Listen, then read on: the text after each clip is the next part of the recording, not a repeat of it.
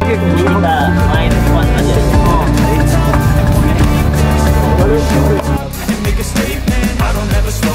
Eksekutif Komite PSSI, Arya Sinulinga mengungkapkan akan ada 2 pemain naturalisasi baru.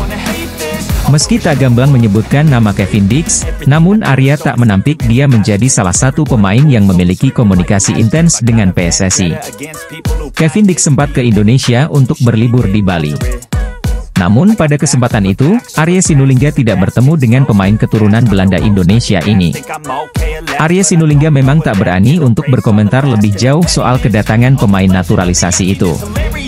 Termasuk siapa pemain yang dimaksudkan oleh Arya yang akan menjalani proses naturalisasi demi timnas Indonesia. Selain nama Kevin Dix, ada pula nama Ula Romeni yang dikaitkan erat dengan timnas Indonesia. Timnas Indonesia akan tampil di grup C dalam putaran ketiga kualifikasi Piala Dunia 2026 zona Asia.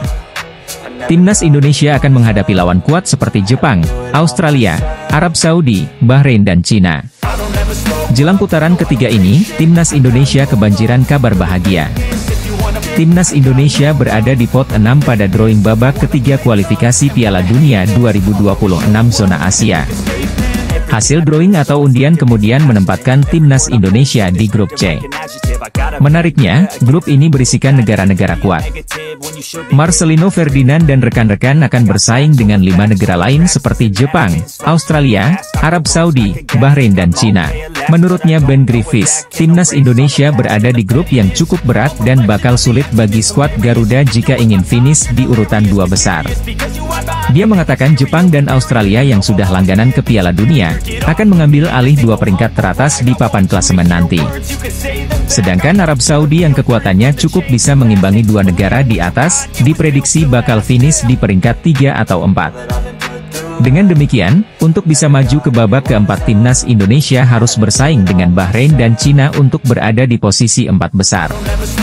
Timnas Indonesia diprediksi bisa lolos ke babak keempat kualifikasi Piala Dunia 2026 zona Asia.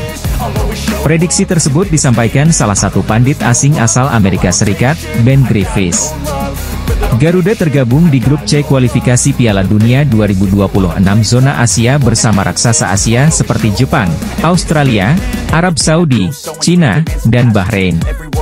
Pengundian fase ketiga kualifikasi Piala Dunia 2026 zona Asia digelar di Kuala Lumpur, Malaysia, Kamis, 27 Juni 2024. Mantan pemain Jepang, Shinji Okazaki, dan legenda Iran, Mehdi Mahdavikia, menjadi pengundi bersama Chief Tournament Officer FIFA World Cup 2026, Manolo Zubria. Hasilnya, Indonesia menempati grup C bersama tim-tim kuat. Pertandingan di grup C diprediksi sengit dan penuh rintangan. Timnas Indonesia harus tampil maksimal di setiap laga untuk meraih tiket ke Piala Dunia 2026. Timnas Indonesia terhindar melawan Korea Selatan di ronde 3 kualifikasi Piala Dunia 2026. Ini sesuai dengan harapan Shin Tae-yong.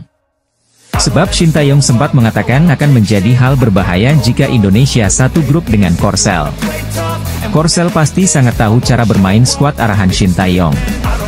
Setidaknya di Korsel, banyak pemain yang mengetahui dengan baik kelebihan dan kekurangan saya, sehingga menurut saya mereka akan lebih baik dari tim lain. Begitu juga dengan Indonesia, kata Shin kepada media Korsel, Yonhap pertengahan bulan ini. Indonesia masuk grup neraka di babak 3 kualifikasi Piala Dunia 2026. Penyerang berusia 19 tahun ini merupakan salah satu pemain diaspora Indonesia, yang merumput di Belanda. Ia bermain di kompetisi U21 bersama NEC Nijmegen. Soal kualitas di dalam lapangan, tak ada yang perlu diragukan dari sosok Mauro. Ia berstatus runner-up dalam daftar pencetak gol terbanyak di kompetisi U21.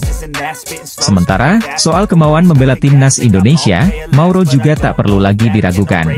Ia sudah memastikan siap untuk membela Merah Putih. Karir sepak bola Mauro dimulai ketika bergabung dengan AS Alkmaar pada 2019 silam. Tak lama, ia kemudian pindah ke tim muda AFC Amsterdam. Bersama AFC Amsterdam, Mauro menempuh tiap jenjang usia. Namun, semusim bermain di tim U18, ia meninggalkan AFC Amsterdam dan hengkang ke NEC Nijmegen U21. Saat berseragam NEC U21, Mauro kian matang. Ia merupakan salah satu andalan tim tersebut. Terbukti, sepanjang musim ini, ia bermain dalam 19 laga kompetisi U21. Timnas Indonesia mendapat alternatif baru untuk menyelesaikan permasalahan defisit striker yang ada di skuad mereka. Alternatif ini ada di sosok Mauro Zylstra. Sudah banyak pemain naturalisasi kini memperkuat Timnas Indonesia dan mampu mengangkat performa Timnas. Seperti Ragnar Oratmangoen, Justin Hubner, Nathan Choe Aon, Jay Itzes, Ivar Jenner, Rafael Strupp, dan lain-lain. Nah, masih ada sejumlah pemain keturunan yang kini antre karena ingin membela Timnas Indonesia. Salah satunya adalah Mauro Zylstra. Penyerang 19 tahun itu dikabarkan sangat antusias untuk segera membela Timnas Indonesia yang saat ini ditangani Shin Tae-yong. Mauro Zylstra memiliki darah Indonesia dari sang ayah. Sedangkan nenek dari pihak sang ayah lahir di Bandung, Jawa Barat. Mauro Zylstra dikenal sangat tajam sebagai striker. Data di Transfermarkt menyebutkan, Mauro Zylstra pernah membela NEC Nijmegen U21 pada musim 2023 hingga 2024. Ia sukses mencetak 8 gol dan 1 assist hanya dalam 12 pertandingan saja pada musim lalu. Timnas Indonesia tidak perlu khawatir kekurangan stok pemain. Selain pembinaan pemain muda yang semakin baik, ada banyak pemain keturunan Indonesia yang berkarir di luar negeri, terutama di Eropa. Dengan proses naturalisasi menjadi WNI, maka pemain berkelas pun bisa membela Timnas Merah Putih. Jika Ula Romeni tidak ada kepastian, PSSI masih bisa mengalihkan bidikannya kepada pemain keturunan lain yang mentas di Eropa, yaitu David Jonathans.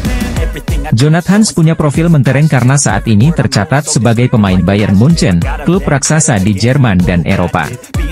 Posisi aslinya adalah seorang winger kiri, tapi ia juga bisa beroperasi sebagai penyerang tengah dan winger kanan, sama seperti Ula Romeni. Karir sepak bolanya dimulai di Luxembourg dengan bermain untuk klub Swift Hesperange. Sampai saat usianya 16 tahun ia diboyong oleh Bayern Munchen pada Juli 2020. Tidak ada kabar positif soal naturalisasi pemain keturunan Ula Romeni, di lain sisi ada David Jonathans yang juga merupakan pemain keturunan dengan profil mentereng. Belakangan kencang berembus kabar soal Ula Romeni dan Kevin Dix yang bakal dinaturalisasi, tapi pernyataan terbaru Erick Thohir bikin kondisi kian tak jelas. Ketua Umum PSSI itu menyebut tidak bisa mengonfirmasi kabar ini karena belum ada perjanjian hitam di atas putih antara PSSI dengan kedua pemain tersebut. Selain Jairo Riedewald, wonderkid milik Tottenham Hotspur ini juga menjadi pemain Liga Inggris yang hampir dinaturalisasi Timnas Indonesia. Namun, proses naturalisasi terhadap bintang muda Liga Inggris terpaksa menemui kebuntuan hingga sang pemain batal membela Timnas Indonesia. Sebagaimana diketahui, Timnas Indonesia masih terus mencari pemain keturunan di Eropa guna bisa bersaing dengan tim-tim kuat Asia lainnya di turnamen bergengsi. Apalagi, pelatih Timnas Indonesia senior Shin Tae-yong tidak menampik kalau dirinya masih mengincar sejumlah pemain keturunan Eropa untuk memperkuat skuadnya. Bukan hanya Shin Tae-yong, pelatih Timnas Indonesia kelompok umur seperti Indra Syafri, Bima Sakti, hingga Nova Arianto juga tak ketinggalan memanfaatkan pemain keturunan. Keinginan para pelatih itu kemudian disambut positif oleh sejumlah pemain keturunan yang menyatakan kesiapannya apabila dipanggil Timnas Indonesia. Salah satu pemain yang secara terbuka berkeinginan gabung ke Timnas Indonesia ialah bintang Liga Inggris keturunan Belanda yaitu Jairo Riedewald. Pemain keturunan Mauro Zylstra siap dinaturalisasi. Striker yang kini membela Volendam U21 itu bisa menjadi solusi di lini serang Timnas Indonesia. Mauro Zylstra belak-belakan tertarik untuk memakai kostum berlogo Garuda di dada.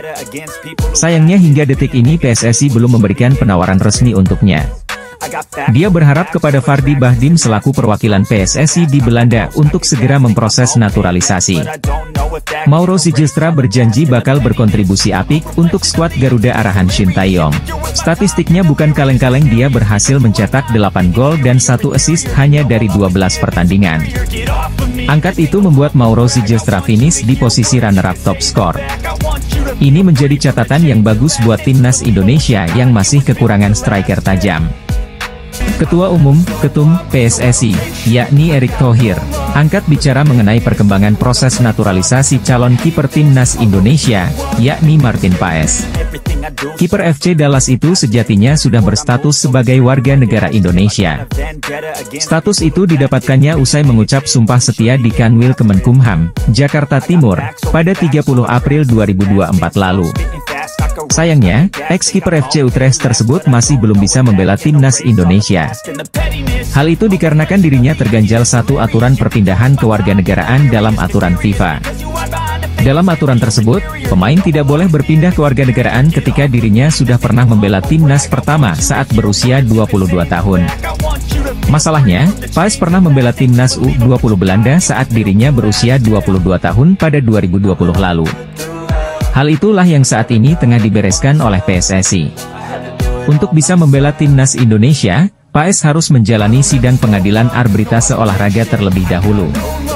Pemain bola asal Belanda, Kevin Dix, bek tengah yang main di klub elit Denmark FC Copenhagen, diakini jadi incaran PSSI untuk jadi pemain naturalisasi timnas Indonesia berikutnya. Statistiknya di lini pertahanan FC Copenhagen cukup ciamik, menunjukkan konsistensi bahkan ketajaman. Total 126 penampilan sudah dibuat Kevin Dix bersama Copenhagen, dengan mencatatkan 11 gol dan 16 assist. Sebagai seorang bek, tentu ini torehan yang cukup apik. Dix menunjukkan ketajaman meski dirinya merupakan pemain belakang. Tidak hanya produktif, tetapi Dix juga dikenal sebagai pemain yang serba bisa.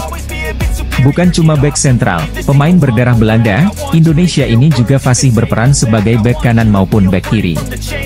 Kedatangan pemain naturalisasi lagi diharapkan kian meningkatkan kekuatan timnas Indonesia yang telah berhasil melaju ke putaran ketiga kualifikasi Piala Dunia 2026 zona Asia. Mauro Sijustra mengklaim sempat masuk daftar penyerang yang diincar PSSI untuk dinaturalisasi agar bisa membela timnas Indonesia. Bahkan Mauro Sijustra mengaku sempat dikontak oleh seseorang terkait peluang dinaturalisasi untuk timnas Indonesia. Aku pernah ada kontak, aku masuk list pemain striker yang mereka inginkan jadi aku ada di list mereka dan mereka interest, ujar Mauro Sijustra dikutip dari channel YouTube Yusa Nugraha pada Sabtu, 22 Juni 2024. Namun penyerang berusia 19 tahun ini mengungkapkan belum ada pembicaraan secara resmi soal proses naturalisasi. Dia berharap, Fardi Bahdim yang menjadi jembatan pemain keturunan untuk dinaturalisasi selama ini bisa menghubungkannya dengan PSSI. Apalagi, Mauro Sijustra percaya diri dengan statistik yang ditunjukkannya musim lalu bersama NEC Nijmegen U21. Pada musim lalu, Mauro Sijustra mencetak 8 gol dan 1 assist untuk NEC Nijmegen U21 di Divisi 2 Liga Pemain Muda U21 Belanda. Dengan catatan tersebut, Mauro Sijustra menjadi top skor nomor 2 di Divisi 2 Liga Pemain Muda U21 Belanda musim lalu. Fardi bukan agenku secara resmi tapi tentunya dia bisa bantu aku untuk menghubungkan juga dengan PSSI, katanya. Aku punya statistik yang bagus dan menjalani musim yang bagus. Aku pikir aku bisa bermain di sana kalau mereka undang aku. Aku pikir aku juga pemain yang menarik untuk dipantau, ucapnya. Selain itu, dia mengungkapkan PSSI tidak harus mengundangnya langsung ke Jakarta untuk membahas soal naturalisasi. PSSI, kata dia, bisa menyaksikan kemampuannya terlebih dahulu sebelum mengambil keputusan. Mereka enggak harus langsung undang aku, mereka bisa nonton aku dulu kalau mereka mau dan aku sangat terbuka, ucapnya. Mauro Sijustra menyebut PSSI tidak perlu terburu-buru untuk menaturalisasinya. Pasalnya, semakin bertambahnya usia dan pengalaman bermain di level tinggi, maka kemampuannya pun akan semakin bertambah. Aku pikir akan lebih ideal lagi jika bermain untuk Indonesia karena sudah memiliki level sepak bola profesional senior kita akan lihat ke depannya, ucapnya. Penyerang keturunan yang baru saja pindah ke FC Volendam U21 di Divisi 2 Liga Pemain Muda U21 Belanda, Mauro Sijustra mengaku siap memperkuat timnas Indonesia. Peningkatan performa skuad Garuda usai diperkuat banyak pemain keturunan menjadi sorotan publik Asia Tenggara. Sejumlah negara kini mulai diminta untuk mempertimbangkan penggunaan pemain keturunan, termasuk Vietnam. Pakar sepak bola asal Inggris, Steve Darby, menjadi salah satu tokoh yang mendukung hal tersebut. Menurutnya, Federasi Sepak Bola Vietnam harus mulai mencari pemain-pemain keturunan di seluruh dunia. Sepak bola Vietnam harus segera memulai pencarian pemain profesional keturunan Vietnam yang bermain di seluruh dunia. Barangkali, para pemain tersebut memiliki rasa patriotisme dan kebanggaan yang tak kalah dengan pemain kelahiran Vietnam. Oleh karena itu, saya sangat mendukung naturalisasi dan penggunaan pemain berdarah Vietnam, seperti memiliki orang tua atau kakek nenek yang berkewarganegaraan Vietnam. Sangat masuk akal bagi para pemain ini untuk mengenakan seragam tim nasional. Gunakan jejaring sosial sebagai alat yang berguna untuk mencari. Namun jika VFF ingin mengikuti jalur naturalisasi pemain keturunan Vietnam, mereka harus mulai mengerahkan jaringan pencarian profesional di tempat-tempat dengan komunitas besar Vietnam seperti Amerika Serikat, Australia, atau Eropa Timur. Ada banyak pemain berbakat, baik pria maupun wanita, yang bermain di negara-negara tersebut. VFF perlu secara aktif mengupayakan dan memperhatikan sumber daya manusia ini, kata Darby, dikutip dari Dantri.com. Lebih lanjut, Darby menentang penggunaan pemain naturalisasi yang tidak memiliki garis keturunan Vietnam. Sebaliknya, saya menentang penggunaan pemain naturalisasi yang bukan berasal dari Vietnam. Ini hanya menciptakan pemain bayaran dan agen akan memanfaatkannya untuk mendapatkan keuntungan, ucapnya. Meski begitu, Darby tidak menampik adanya kesulitan dalam mencari pemain-pemain keturunan Vietnam. Ia mengatakan bahwa bagian tersulit adalah menemukan pemain keturunan yang ayahnya tidak berasal dari Vietnam. Pasalnya, orang-orang Eropa biasanya menggunakan nama belakang ayah mereka. Bagian tersulitnya adalah menemukan pemain yang ayahnya bukan orang Vietnam, karena orang Eropa menggunakan nama belakang ayah mereka. Selain itu, jaringan pencarian pemain asing berbakat juga perlu ditingkatkan. Tidak hanya mengandalkan beberapa video yang diposting di YouTube atau pendapat agen pemain, lanjut Darby.